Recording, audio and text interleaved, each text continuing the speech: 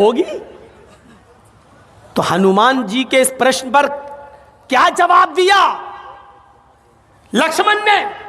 हनुमान जी, ये नथुनी अगर मेरी भाभी की थी भी तो मेरी भाभी नाक में पहनती थी, इसलिए मैं नहीं पहचान पा रहा हूं, क्योंकि मैंने आज तक अपनी भाभी का चेहरा नहीं देखा।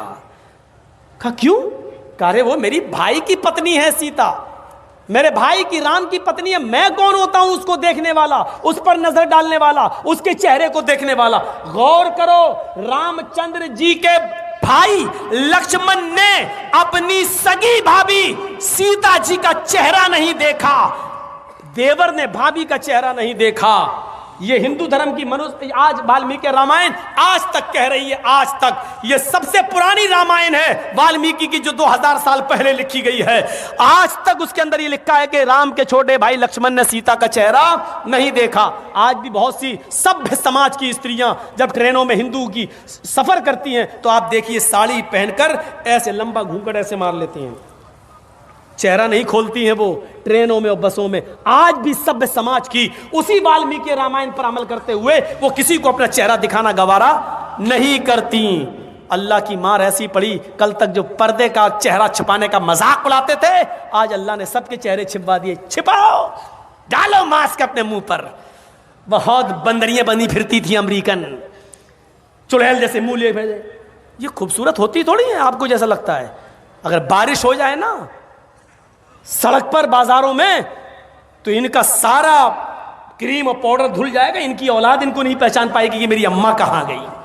आप जिनके पीछा कर रहे हैं ये तो लिपस्टिक और क्रीम और पाउडर से लगती है 60 साल। आपको यकीन बता, मेरे इलाके का वाकया बता रहा हूं मैं आपको। 60 साल की बुढ़िया ने पहन लिया बुर्का, और खूबसूरत बुर्का, डिस्को बुर्का, फूल उल चढ़े हुए। अब 60 साल की बुढ़ी बेचारी चल रही है, बुर्का देखकर एक नौजवान उसका पीछा करने लगा। इतना खूबसूरत बुर्का था वो, नौजवान उसका पीछा करने लगा, चलने लगा। इसने पीछे मुड़ के देखा, कोई लड़का मेरा पीछा कर रहा है, और लड़का ये समझा कि धीरे धीरे चल रही है, शायद मेरी वजह से लाइन दे रही है। वो अपने बुढ़ापे की वजह से धीरे धीरे चल रही थी, कमजोरी की वजह से। लड़का समझा लाइन दे रही है।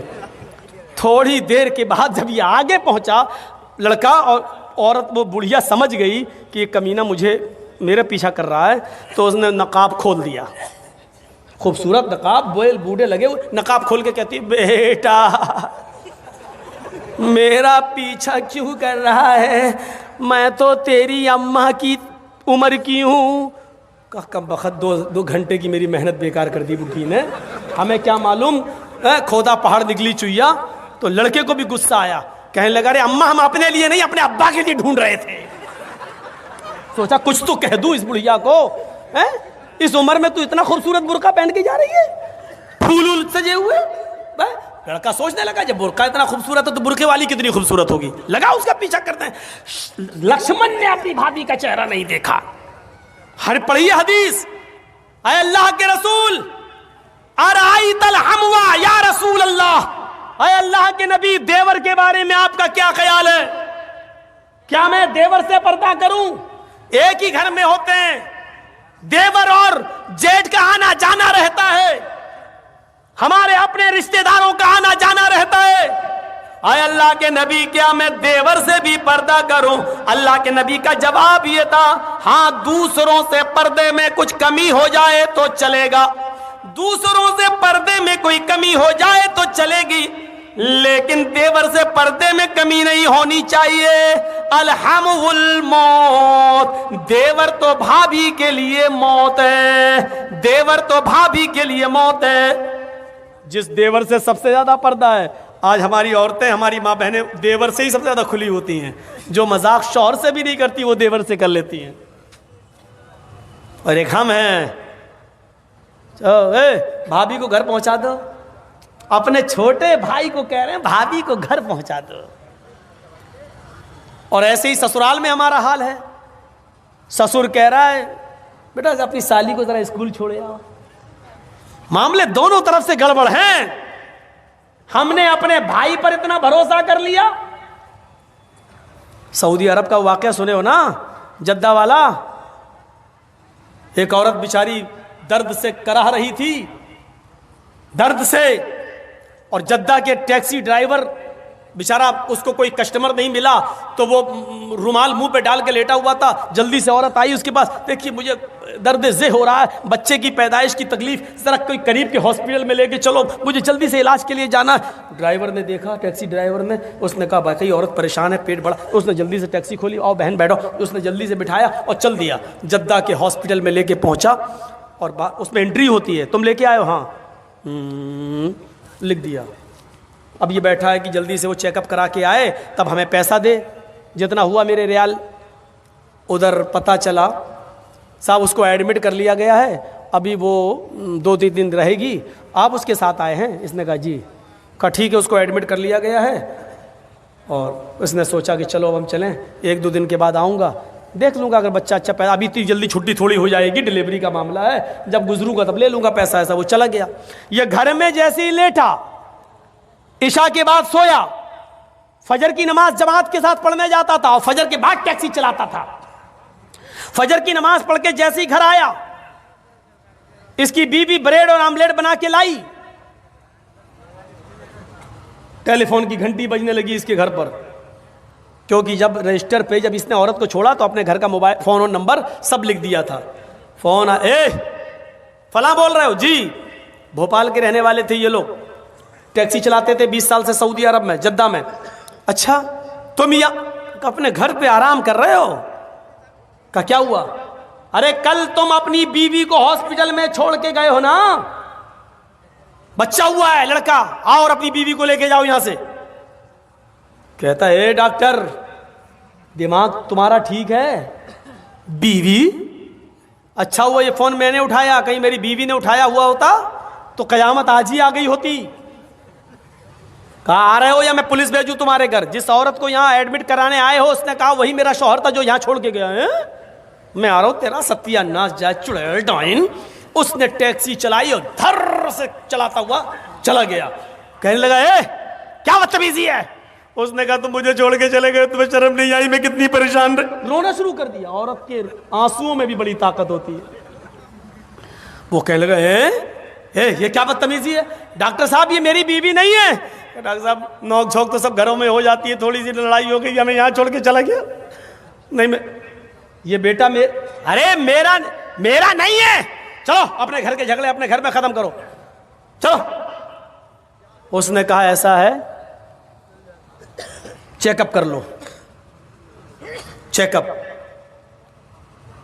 कहा डीएनए टेस्ट करे। ये लड़का आदमी तैयार, कहने लगा ठीक है मैं डीएनए टेस्ट करूंगा। मामला इतना बढ़ गया कि डीएनए टेस्ट की नौबत आ गई।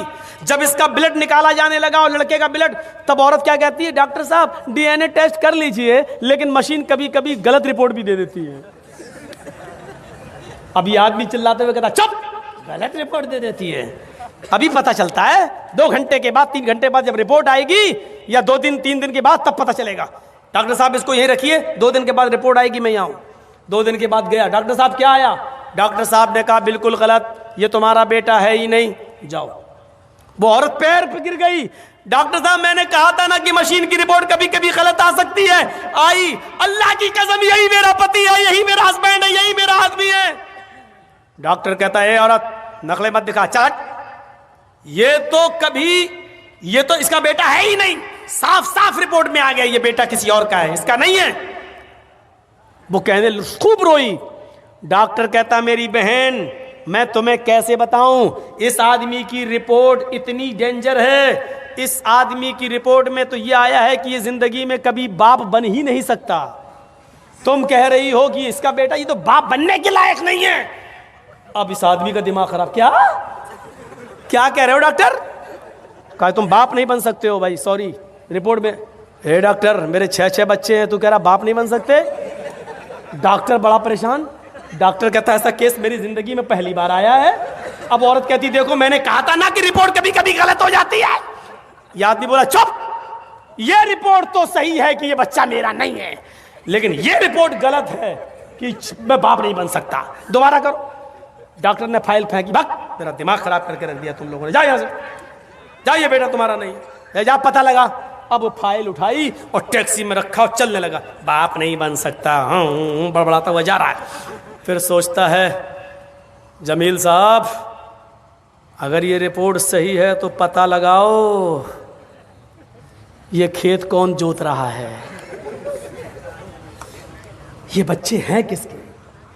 सीधे घर में घुसा, टैक्सी लेके आया, मारी दरवाजे पे लात। बीवी कहती इतने गुस्से में दरवाजा खोला, उठाई चप्पल अपने पैर की 15-20 पहले मार दी।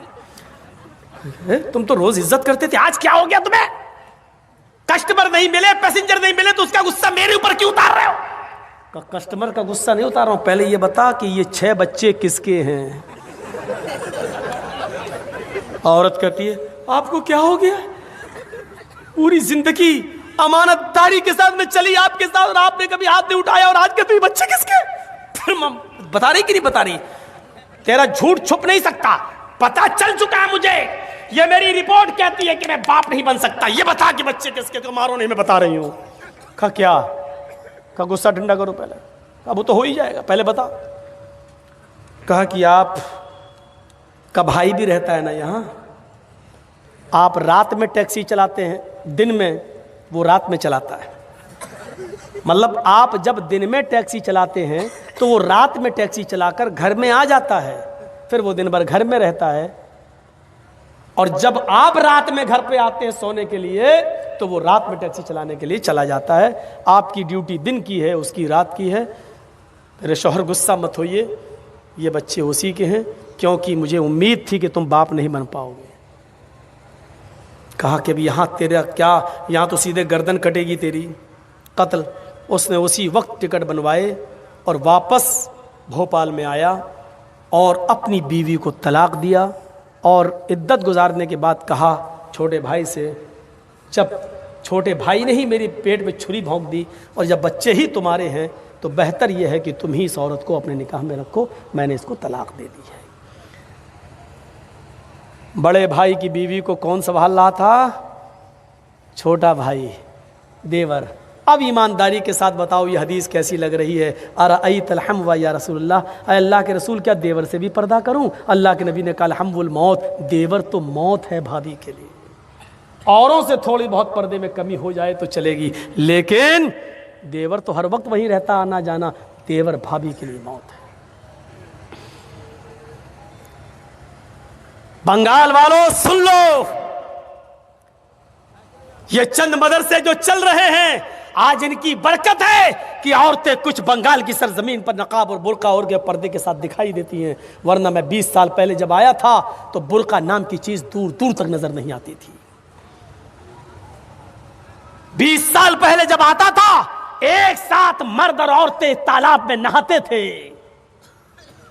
गुसलखाने ऐसे बने हुए नहीं थे, मौलाना जर्जिस को भी तालाब में नहाना पड़ता था। वो दिन हमने भी देखे हैं बंगाल की सरजमीन पर, और कलियाचक के इलाके में कमौली साहब गुसलखाना बाथरूम नहीं बना, चले कहाँ नहाए? हम लोग तो तालाब में नहाते हैं, हम लोग भी नहा रहे हैं। हमारे लिए इतना होता था कि उस कोने पे तुम नहा लो, इस कोने पे औरतें नहा रही।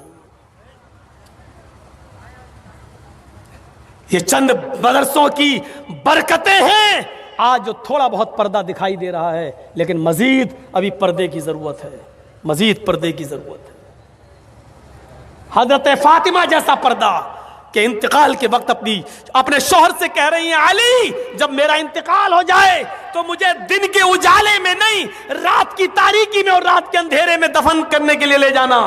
पूछा फातिमा ऐसा क्यों कह रही हो? कहा अली मैं नहीं चाहती हूं कि जब मेरा जनाजा निकले तो दिन के उजाले में निकले और मेरे कफन पर गैर मर्द की नजर पड़े। मैं चाहती हूं कि मेरा जनाजा रात के अंधेरे में निकले और मेरे मुर्दा जिस्म पर पड़े हुए कफन पर भी किसी गैर मर्द की नजर न पड़े। ये पर्दा जो हिंदू धर्म के अंदर है वो इस्लाम के अंदर भी है। मेरे प्यारे साथियों, ये समानताएं हैं। और जहां तक मरने के बाद दोबारा जन्म, ये तो हिंदू धर्म में बहुत बाद में आया है। मरने के बाद इंसान ने अच्छे कर्म किए होंगे तो ऋषि मुनि बनेगा, इंसान बनेगा, और बुरे कर्म किए होंगे तो कुत्ता, बिल्ली, चूहा, बंदर, छछूंदर यही सब बना दिया जाएगा। ये बहुत बाद में आया है, वरना ऋग्वेद का मंत्र तो यह है मृत्यु जन्मम मृत्यु पश्चातम द्वितीय जन्मम भवति, ने तृतीय ने चतुर्थ ने पंच ने षष्ठ ने सप्त ने अष्ट ने नवम ने दशंका।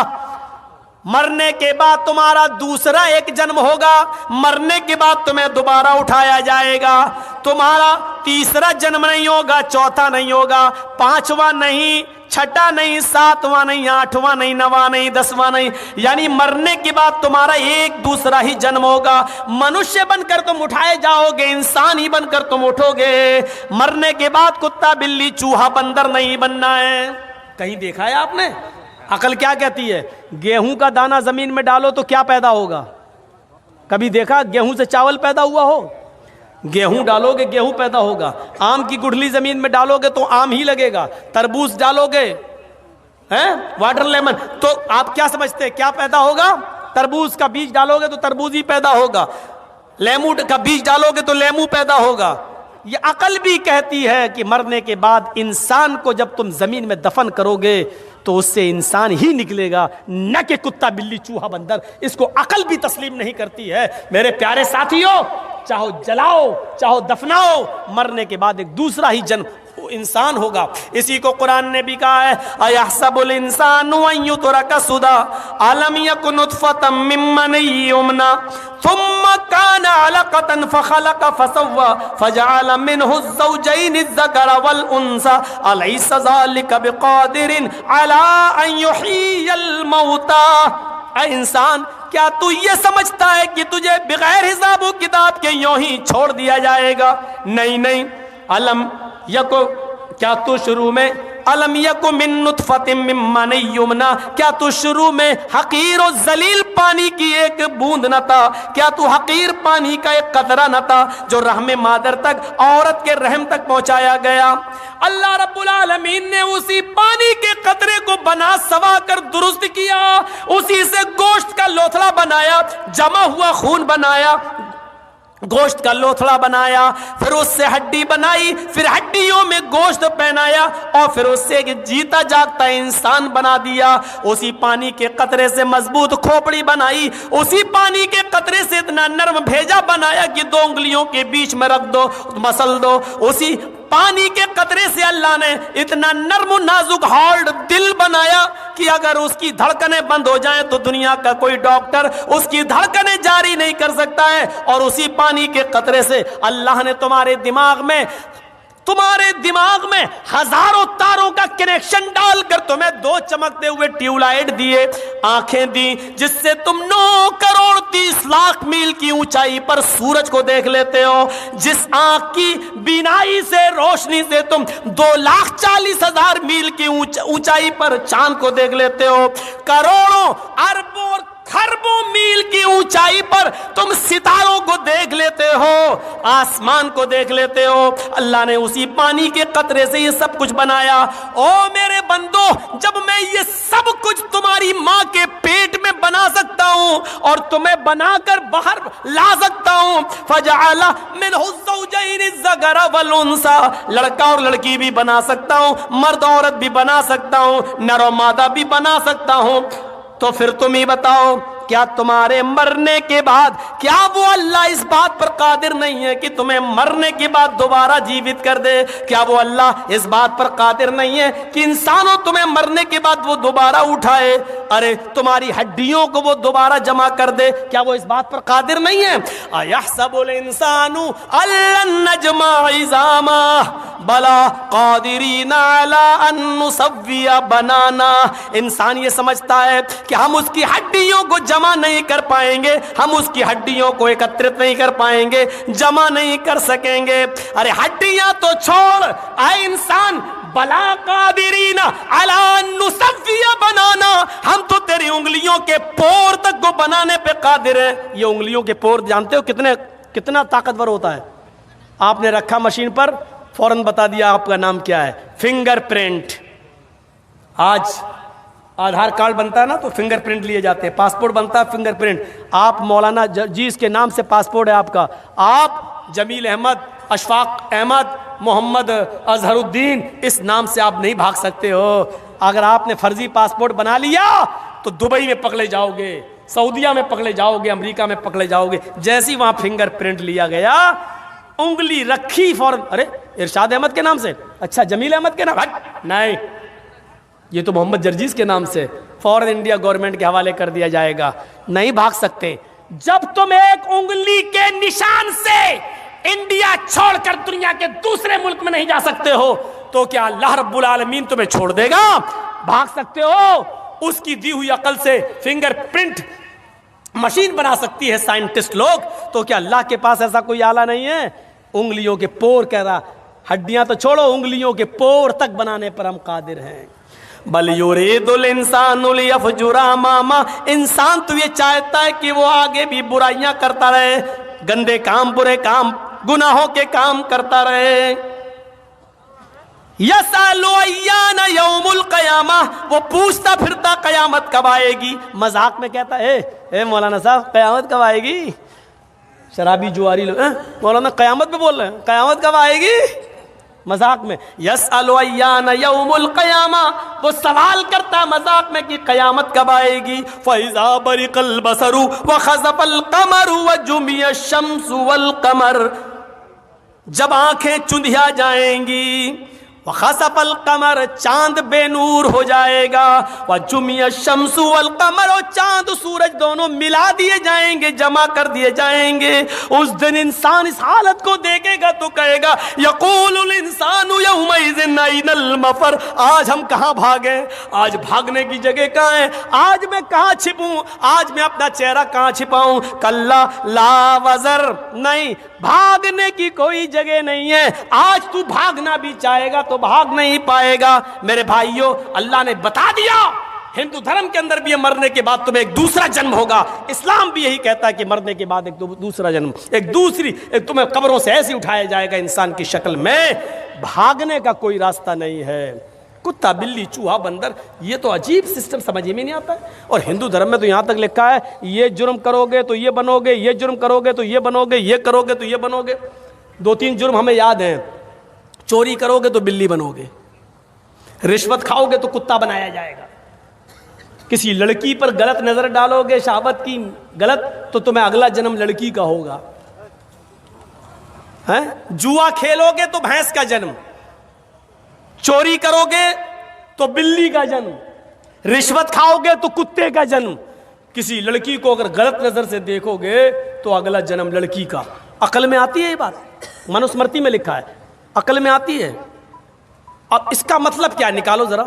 जुआ खेलोगे तो भैंस का जन्म होगा, इसका मतलब क्या हुआ? दुनिया में जितनी भैंसें तुम्हें दिखाई दे रही हैं ये सब पहले मर्द थे। इन्होंने जुआ खेला होगा तब इनको भैंस का जन्म हुआ है। अब इसका मतलब ये हुआ कि अगर दुनिया में कोई आदमी जुआ ही ना खेले तो इसका मतलब ये हुआ कि भैंसें पैदा ही नहीं होंगी। और जब भैंसें पैदा नहीं होंगी तो दूध कहां से आएगा, घी कहां से आएगा, मक्खन कहां से आएगा, दही कहां से आएगा? कौन देगा? अब इसका एक और मतलब निकालो। कोई पंडित जी हमारे सामने हो तो बात करने में मजा भी आए। किसी दिन योगी जी बुला लें, हमें बड़ा मजा आ जाएगा डिबेट में। मैं उनसे पूछूंगा कि अगर भैंसें ही ना पैदा हो तो फिर क्या होगा? दूध, घी, मक्खन, दही कहां से मिलेगा? देखे क्या जवाब देते, कौन देगा ये? इसका मतलब ये है कि ये सारी नेमतें अगर खाना है तो जुआ खेलो। यही तो मतलब हुआ। चोरी करोगे तो बिल्ली का जन्म होगा। लो साहब, दुनिया में जितनी बिल्लियां हैं ये सब चोर थी, पहले चोरी की थी इसलिए इनको बिल्ली का जन्म हुआ। अच्छा ये बताओ, बिल्ली का जन्म होने के बाद भी क्या फायदा हुआ? जब इंसान थे तो हमारा माल चुराते थे, जब बिल्ली बना दिया तो किसी की मुर्गी चुरा रहे हैं, किसी का दूध चुरा रहे हैं, खा जाते, मुर्गी कबूतर सब खा जा रही है वो चुरा चुरा के। तो चोरी तो अब भी उसकी बंद नहीं हुई है। किसी लड़की को देखोगे तो तुम्हारा अगला जन्म लड़की का होगा। दुनिया में जितनी भी औरतें देख रहे हो ना पंडाल में जो आई हैं जलसा सुनने, ये सब पहले मर्द थीं। इन्होंने किसी लड़की पर गलत नजर डाली होगी तब इनको लड़की का जन्म हुआ है। बिलफर्ज महल, मान लो थोड़ी देर के लिए, अगर दुनिया में कोई भी आदमी किसी लड़की पर गलत नजर न डाले और सिर्फ अपनी माँ बहन बेटी की नजर से देखे, तो इसका मतलब ये हुआ कि दुनिया में कोई भी आदमी अपनी माँ बहन बेटी गलत नजर न डाले तो लड़की पैदा ही नहीं होगी, लड़की का जन्म ही नहीं होगा। और जब लड़की का जन्म नहीं होगा तो इसका मतलब क्या, वो बच्चे कौन पैदा करेगा? ये नस्ल इंसानी कहाँ से चलेगी? 18 साल पहले मैंने कुछ और कहा था, आज नाम नहीं लूँगा। ये बहुत ख़तरनाक दौर है। यहाँ जो बोलता है वो अंदर जा रहा है। यहाँ डेमोक्रेसी है, यहाँ सेकुलरिज्म ख़त्म हो चुका है। यहाँ कुछ नहीं है, कुछ भी नहीं। अच्छा बोले, अभी तो बाद में साबित होगा कि तुम सही बोले कि गलत, पहले अंदर जाओ, घुसो पहले अंदर। मेरे भाइयों, अफसोस होता है मुझे इस बात पर, चोरी करोगे तो कुत्ते का जन्म होगा। लो साहब, दुनिया में जितने भी कुत्ते होते हैं देख रहे हो ना, ये सब पहले इंसान थे, इन्होंने चोरी की होगी, तब इन्होंने रिश्वत खाई होगी, तो कुत्ते का जन्म। अच्छा, कुत्ते भी दो किस्म के होते हैं, एक तो यहाँ घूमते हैं जो, और एक होते हैं जिनको खूबसूरत लड़कियां जिनको चूमती हैं, टम्पी पंपी।